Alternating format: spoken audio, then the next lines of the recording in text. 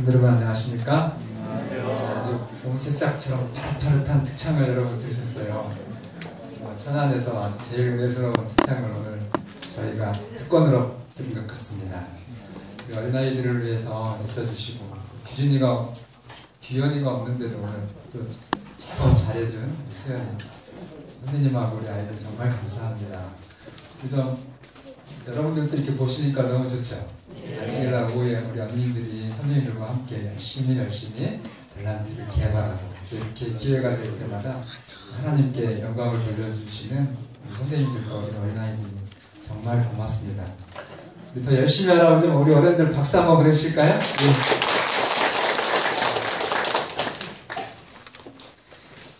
오늘 하나님의 말씀 마가복음 1장 30절로 38절입니다. 이 본문을 배경으로 예수님의 사명에 대해서 살펴보도록 하겠습니다. 잘 아시는 내용입니다. 마가복음 1장 30절로 38절 제가 읽겠습니다. 시몬의 장모가 열병으로 누워있는지라 사람들이 곧 그 여자에 대하여 예수께 여짜온데 나가사 그 손을 잡아 일으키시니 열병이 떠나고 여자가 그들에게 수종드니라. 저물어 해질 때에 모든 병자와 귀신 들린 자를 예수께 데려오니 온 동네가 그 문 앞에 모였다. 예수께서 각종 병이 든 많은 사람을 고치시며 많은 귀신을 내쫓으시되 귀신이 자기를 알므로 그 말하는 것을 허락지 아니하시니라. 새벽 아직도 밝기 전에 예수께서 일어나 나가사 한적한 곳으로 가사 거기서 기도하시더니 시몬과 및 그와 함께 있는 자들이 예수의 뒤를 따라가다가 만나서 이르되 모든 사람이 주를 찾나이다. 38절은 같이 봉독하겠습니다. 시작. 이르시되 우리가 다른 가까운 마을로 가자. 거기서도 전도하리니 내가 이를 위하여 가노라 하시고. 예수님께서 베드로의 장모의 열병을 고치셨습니다. 그날이 아시는 것처럼 안식일 오후였기 때문에 그 소식을 듣고 수많은 병자들이 해가 지는 동시에 몰려왔습니다. 환자 왔죠, 보호자 왔죠, 같은 교인들 왔죠, 친구들 왔죠. 그래서 성경 표현에 보면 33절에 인산인해로 온 동네가 왔다 이렇게 표현을 했어요. 근데 예수님이 정말 마지막 환자까지 다 고치셨습니다. 아멘입니까? 아멘. 사람들이 일찍이 그 날에 감동을 경험한 적이 없었습니다. 그래서 이 가버나움에 정말 기쁨의 함성이 충만했습니다. 그런데 예수님은 자기를 추종하는 그 흥분된 군중들을 뒤로 하시고 무엇을 하셨냐면 35절에 새벽 오히려 미명에 일어나 나가 한적한 곳으로 가서 거기서 기도하셨다. 여러분, 눈에 보이는 성공은 영적 사업을 방해할 위험이 있습니다. 그래서 이 외적인 부흥으로 예수님의 본연의 사명이 그리치지 않기를 예수님은 기도하십니다. 상상하시는 것처럼 다음날 새벽부터 사람들이 찾아왔어요. 어제보다 더 적게요? 훨씬 더 많이. 정말 군중들이 몰려왔는데, 그런데 예수님은 38절에 다른 동네로 가자 그렇게 말했어요. 여러분 같으면 어떻게 하겠어요? 선거기회가 막 미어 터지는 게 아니라 사거리 교통순경이 와서 교통정리 할 정도로 사람이 몰려들었어요.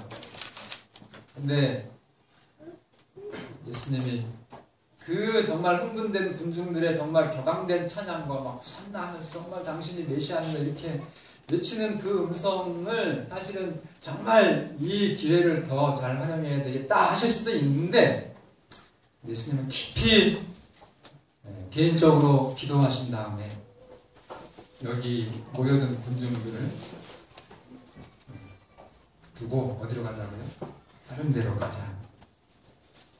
같은 이 성경 표현인 누가복음 4장 43절에 보면 다른 동네들에서도 하나님 나라의 복음을 전해야 하리니 나는 병 고치러 온 것이 아니라 이 하나님 나라의 복음을 전하러 보내심을 받았다, 이렇게 정확하게 표현하십니다. 예수님은 일시적인 병을 고치러 오신 분이 아닙니다. 오늘 여러분과 저에게, 이 땅의 모든 인간 자녀에게 영원한 건강을 주시러 오신 겁니다. 조금 더 정확한 표현은 사람들 안에 하나님의 품성을 회복시키러 오셨습니다. 그래서 우리들은 이 부주의한 사람들의 이 오버하는 탄식, 감탄, 또 칭찬, 와 정말 대단합니다, 이런 것들을 조심하셔야 됩니다. 여러분, 아플 때 기도하면 낫습니까? 당연히 나아요. 여러분들이 믿음으로 기도하면. 혹 엘렌 화이트 여사의 설명처럼 기도하지 않을 때는 하나님의 뜻이 있는 겁니다. 그것까지 여러분들이 억지하시면 그건 안 돼요. 교만한 것입니다. 그러나 여러분, 아프시면 기도하시기를 바랍니다. 아픈 가족들을 위해서 정말 간절히 기도하시기를 바랍니다. 믿음의 기도는 병든 자를 일으키거든요. 그러면 기도해서 정말 이번에 또 기도하셔가지고 굉장히 효과가 좋았어요. 서울에서 이영환 집사님 어머님이 제가 현직 집사님들 위주로만 기도를 부탁했습니다. 왜냐하면 우리가 이렇게 늘 이렇게 환자분들이 계시기 때문에 또 막 다 전교인들 하면은 그게 또 늘 아픈 분들 기도하는 게 또 조금 어려울 수도 있어서. 그런데 방문 관리하니까 목사님 오늘 퇴원해요, 이러시. 상당히 심각하셨었거든요. 근데 우리 장모님 집사님들이 정말 수술하기 그 시간에 9시 반쯤에 수술했는데 같이 다 있는 곳에서 기도하셨고, 정말 그 기도의 응답으로 생각했던 것보다 훨씬 빨리 퇴원을 하시게 되었습니다. 그런데 그게 여러분 자랑거리입니까? 당연한 거예요. 우리가 개인적으로 만날 때 그 기도의 그런 필요를 확인시켜주기 위해서 그런 사례를 말할 수는 있지만,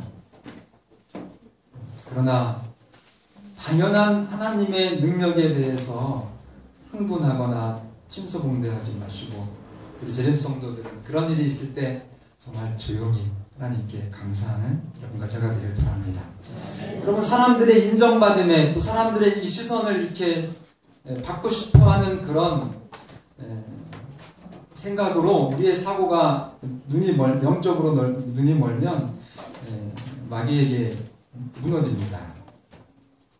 우리는 절대로 이 땅에서 있는 이 땅의 어떤 명성과 재물과 재능으로 사람들의 시선을 받으려고 하지 않습니다. 내가 어떤 결과를 내면 그 결과는 전적으로 누가 주신 거예요? 하나님이 주신 것입니다. 여러분, 그렇게 생각하십니까? 이 모본을 예수님께서 가버나움에서 오늘 여러분과 저에게 주신 겁니다. 이 땅에 오신 메시아, 그분은 우리가 그분을 분별하는 최고의 시금석은 성경 말씀입니다. 어떤 한국에 메시아가 참 많죠. 그래서 어떤 분들은 자녀 교육도 정말 너무 안타깝지만 망치고, 자기의 모든 가정의 산업까지도 다 송두리째 망하게 되는 그런 일들이, 누구 잘못 찾아가지고요, 메시아 부분 잘못해가지고 그렇게 되는 일들이 있습니다. 그러면 성경을 통해서 올바른 여러분들의 구원을 확인하시고, 그리고 올바른 정말 신앙을 하나님께 또 우리의 삶에서 행복하게 그렇게 살아가시기를 바랍니다.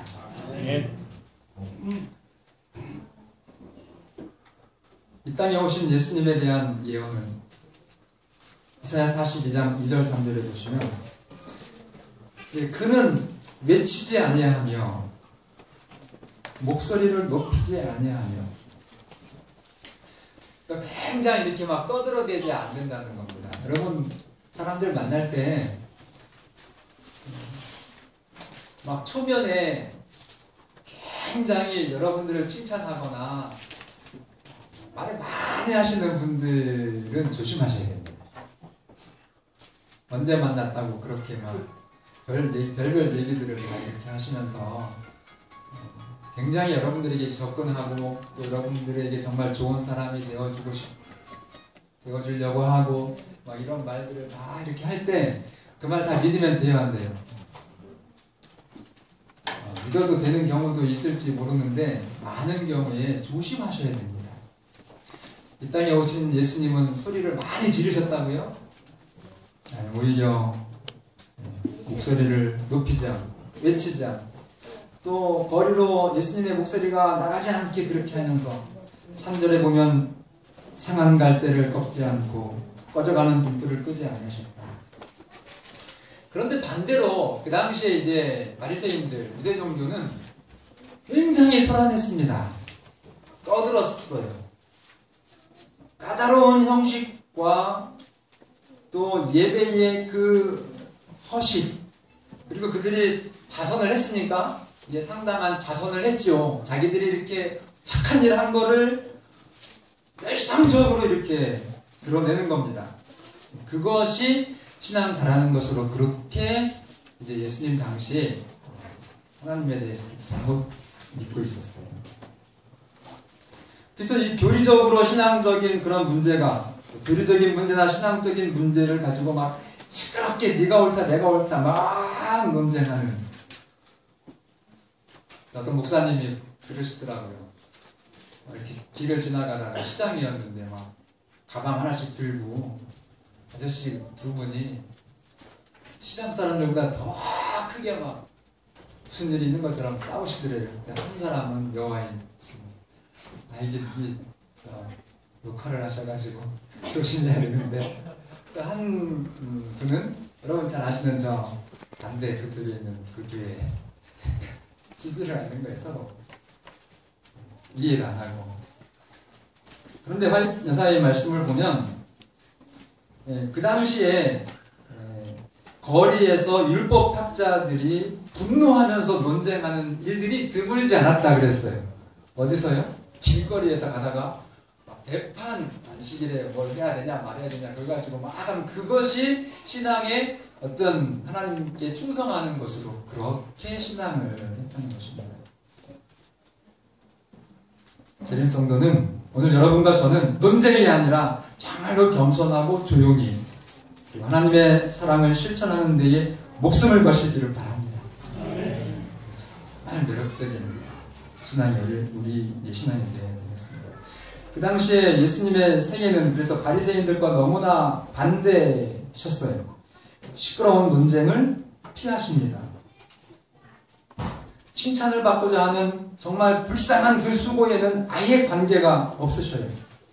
그리고 허식적인 예배를 책망하십니다. 참 예배의 전설은 제가 볼 때는 퀘이커 교도들인 것 같아요. 그들은 예배의 형식이 없습니다. 심지어 목사님도 없습니다. 설교자가 없습니다. 오직 뭐예요? 말씀. 그리고 누구의 도움을 받았어요? 성령께 의지해서 그래서 은혜를 받으면 어린아이도 은혜 받은 그 말씀을 전하면서 같이 은혜를 받는 정말 우리나라의 그 함석헌 들어가셨는데 그분 참 훌륭하시잖아요. 그분이 퀘이커기도이시고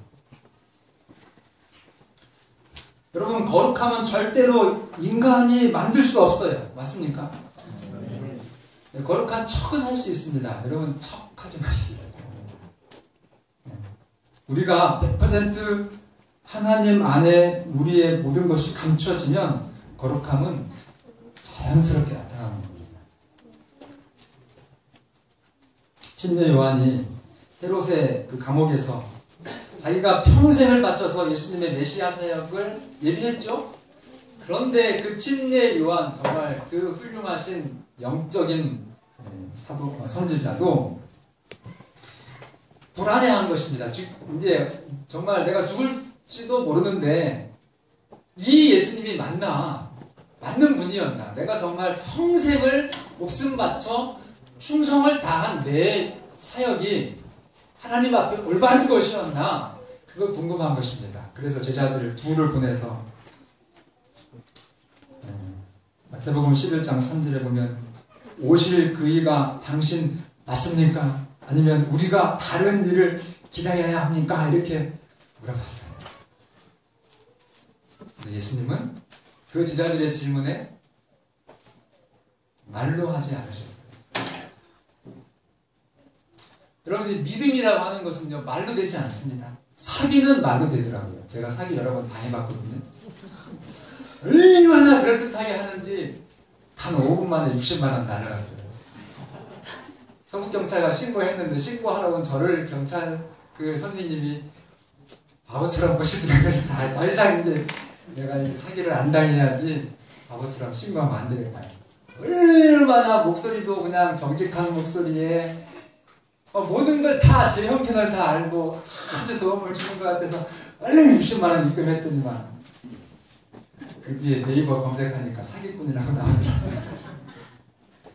그러니까 말로는요 믿으시면 안 돼요. 믿음을 줄 수가 없습니다. 여러분, 믿음은 말로 되지 않습니다. 삶에서 우러나오는 것입니다. 목사님, 제7일 안식일 예수제림교회 이 교회가 참 교회입니까? 아니면 다른 교회를 찾아야 합니까?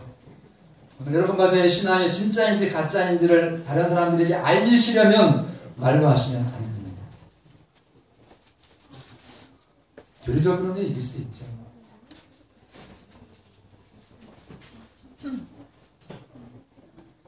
여러분과 저의 안에 있는 우리 안에 이렇게 계신 하나님, 우리의 품성으로 되는 것입니다. 예수님의 침묵을 이상하게 생각하면서 쭈뼛쭈뼛 있는 침례 요한의 두 제자가 그날 무엇을 봅니까? 5절에 보면 맹인이 못 걷는 사람이 걷고 나병한 자가 깨끗함을 받고 못 듣는 자가 듣고 죽은 자가 살아나고 가난한 자에게 복음을 전파하시는 것을 보았어요. 그래서 예수님은 자신의 삶을 그 침례 요한이 파송한 두 제자에게 보이시고 그리고 나서 뭐라고 말씀하셔요? 이제는 가서 예수님 뭐 이렇게 막 가르친 거 아니에요. 내가 이게 틀림없이 내가 메시아다 이렇게 안 하시고 가서 오늘 본 것을 침례 요한에게 전하라. 그러면서 6절에 얼마나 예수님이 요한을 사랑하대요. 그러니까 요한의 그 마음 얼마나 너무너무 잘 아시죠. 그래서 한 말씀 추가해 주시는 것이 정말 감동적이에요. 6절에 정말 요한을 깊이 사랑하시고 깊은 우정으로 누구든지 누구를 인하여 안 나와요. 누구든지 나를 인하여 실족하지 아니하는 자가 복이 있도다. 예수님을 잘못 알지 마시기를 바랍니다. 제대로 아시기를 바랍니다. 침례 요한은 이 제자들의 보고를 받고 다시 예수님이 절대 침례 요한 찾아가지 않으셨어요. 그럼에도 불구하고 그는 넉넉했습니다. 기쁨이 충만한 그 확신 가운데 아시는 것처럼 목배임을 당하잖아요. 그 순교까지도 넉넉하게 가능합니다.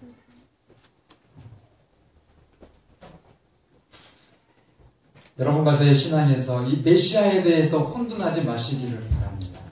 예수님은 절대로 기적과 이적의 흥분에 의지하지 않으셨습니다. 어떤 교회에만 누가 와가지고 뭐 기도했는데 또 뭐 안수했는데 병이 났다 이런 우르르 찾아가시는 예수님은 오히려 그런 열광을 계속 저지하시고 또 피하십니다. 그래서 예수님은 당신의 정말 이 전체적인 생애 내가 와서 하나님을 대표한 그 공적인 공생의 그 기간에 예수님의 모든 삶을 바라보면서 사람들이 정말로 선지자가 예언한 그 성경에 예언된 메시아가 맞는지를 확인하기를 원하셨습니다. 예수님은 흠없는 생애를 사셨고 또 천국의 복음을 가르치시고 정말 능력 있는 또 하나님의 역사를 베푸시고 이 모든 것이 이 구약 성경의 예언의 성취임을 확인시키셨습니다. 누가복음 4장 18절 19절 보시면요, 이건 예수님이 친히 하신 겁니다. 예수님이 친히 회당에 들어가셔서 성경을 딱 폈어요. 그러면서 이사야 선지자의 글을 읽으신 것입니다. 17절 보시면 예수님이 성경을 펴시고 17절에 있는 말씀 보시면 이사야의 글을 이사야를 폈어요. 그리고 이사야의 예언된 말씀 18절, 주의 성령이 19절 같이 읽을까요? 시작. 주의 성령이 내게 임하셨으니 이는 가난한 자에게 복음을 전하게 하시려고 내게 기름을 부으시고 나를 보내사 포로된 자에게 자유를, 눈먼 자에게 다시 보게 함을 전파하며 눌린 자를 자유롭게 하고 주의 은혜의 해를 전파하게 하려 하시니라 한 다음에 다시 책을 탁 덮으셨어요. 그리고 그러니까 이 사람들이 쫙 보잖아요. 과연 무슨 말씀을 하실까? 뭐라고 말씀하셔요? 21절에 이 글이 오늘 너희 귀에 응하였다. 엘렌 화이트는 예수님이 하나님이라고 하시는 이 증거는 고통당하는 인간의 필요를 봉사하시는 그분의 사업에 나타났다 말씀하셨습니다. 우리 재림교회도 마찬가지예요. 정말 이 재림교회가 하나님의 마지막 사명을 감당하는 하나님의 유일한 마지막 교회로서는 마지막 교회라는 것을 사람들에게 이렇게 알게 하려면 교리가 아닌 그렇게 훌륭한 교리가 나타낸 삶이 증거가 되어야 된다는 것입니다. 재림 성도들은 세상에 빛이 되어야 됩니다. 맞습니까? 그런데 기억하시길 바랍니다. 여러분들이 아무리 노력한다고 해서 여러분들의 노력으로 빛이 될 수는 없습니다. 하나님은 자기 만족에 도취된 그 선행이 아주 특별하고 정말 훌륭한 선행이라 할지라도 자기 만족으로 도취된 그런 선행은 거절하십니다. 그걸로 여러분들이 영혼 구원 가능하다고 생각하시면 안 돼요.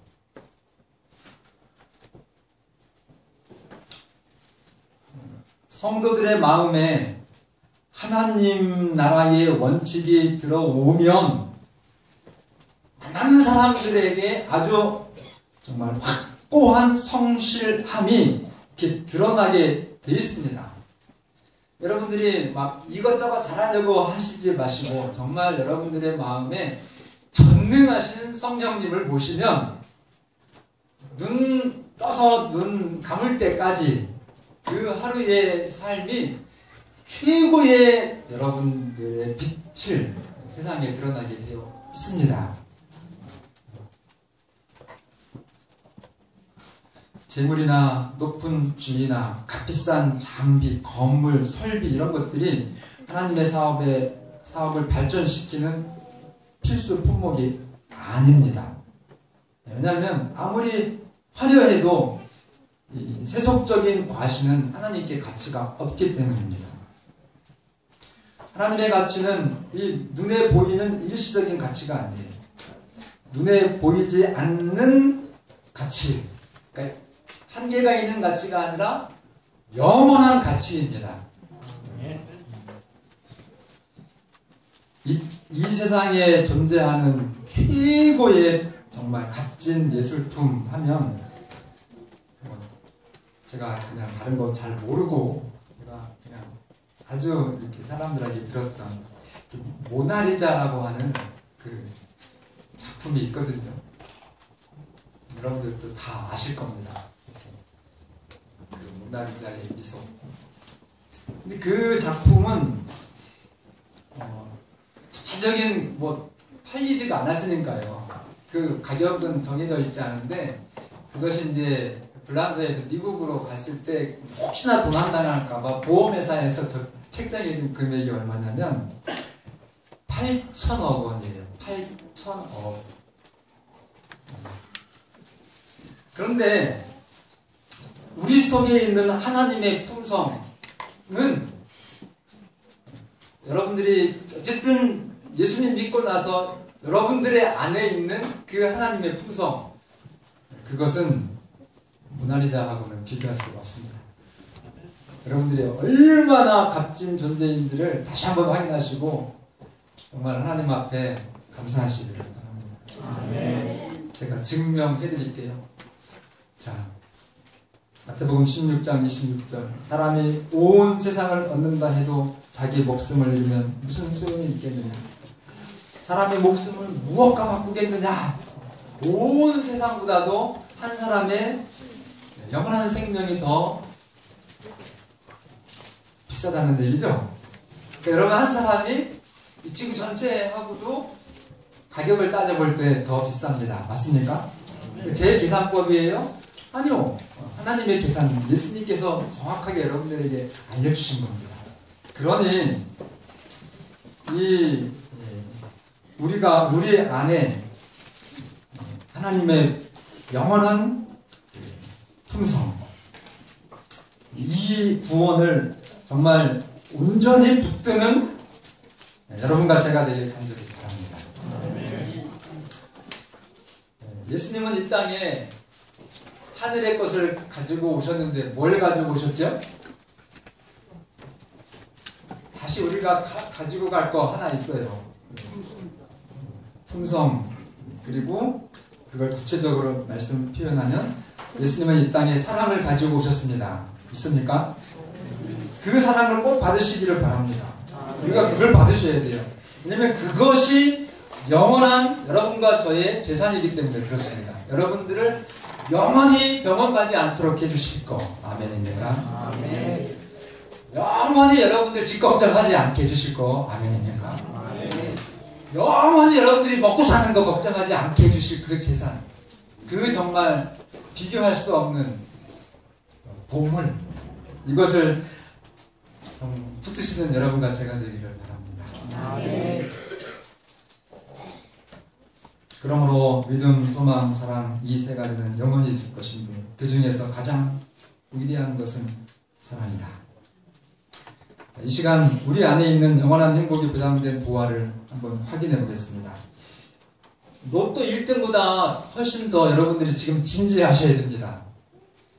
공기가 탁해서 지금 다 주무시려고 그러는데 눈 번쩍 뜨시고 로또 1등 지금 여러분 거라니까요. 이 로또 1등보다 더 진지하게 확인하셔야 돼요. 제가 뭐 로또 종교가 있는 것 같더라고요. 로또 하시는 분들을 우연하게 이렇게 제가 그 TV에서 이제 그분들의 어떤 생활을 아주 또 제작을 잘 해가지고 저희한테 이렇게 궁금증을 알려주셨는데, 세상에요, 로또를 하시는 분들은 매주 로또가 나온답니다. 그리고 로또가 나오면 그 주 한 주도 빼먹지를 않는다고 그래요. 그러면서 보통 사는 게 10만 원어치씩 사요. 근데 그분들은 그게 너무 이렇게 자랑스럽고 또 흐뭇하고 죽을 때까지 하는 겁니다. 그리고 막 병이 들어서 아파도 그거는 사요. 그리고 어떤 청각이 막 추리릭 바람에 막 추위 벌벌 떨면서 이렇게 로또 그거 살려면 막 줄을 쓰잖아요. 그 명당 지금. 그러니까 할아버지가 딱 이제 보도 제가 TV에서 봤는데 고개를 끄덕끄덕 하면서 참 젊은이가 자세가 됐군 이러더라고요. 그러니까 그만큼 이 로또도 보니까 신앙 같아, 종교 같더라고요. 거기에 빠지면. 지금 이거 우리가 내 인생의 확실한 영원한 도다지거든요. 확인해 드릴게요. 고린도전서 13장 4절로 7절을 같이 보시겠습니다. 이 사랑은 노래 창고에다가 여러분들의 그 마음을 좀 담아서 이거 그대로 여러분들이 확인하셔야 됩니다. 그렇게 하셔서 이 사랑을 정말 건지시기를 간절히 바랍니다. 이건 로또 1등하고 비교할 수가 없는 거예요. 근데 이거 아직도 진지하지가 않은 것 같아. 이거 막 떨릴 텐데 로또 번호 맞추려면 1등 이렇게 하면 막 기절하실 텐데 이 말씀 보고 기절할 사람이 있을까나 없을까는 모르겠네요. 자, 같이 읽겠습니다. 좀 천천히 우리가 생각하면서 저를 따라서 같이 읽어주시면 좋겠습니다. 이 로또거든요. 가장 여러분과 저의 영원한 건강과 영원한 정말 먹고 사는 것과 행복과 우리의 자손 대대의 모든 행복을 완전하게 해결해 주시는 내 인생의 확실한 무다지예요. 4절부터 읽습니다. 시작. 사람은 오래 참고 사람은 온유하며 시기하지 아니하며 사람은 자랑하지 아니하며 교만하지 아니하며 무례히 행하지 아니하며 자기의 유익을 구하지 아니하며 성내지 아니하며 악한 것을 생각하지 아니하며 우리를 기뻐하지 아니하며 진리와 함께 기뻐하고 모든 것을 참으며 모든 것을 믿으며 모든 것을 바라며 모든 것을 견디느니라. 여러분, 이 사랑을 통해서 여러분들의 구원의 본질을 다시 찾으시고 사명을 확신하시고 마지막 시대의 엘리야로서 침례 요한처럼 넉넉히 승리하시는 여러분과 제가 되기를 간절히 바랍니다. 기절하시는 분이 없네요.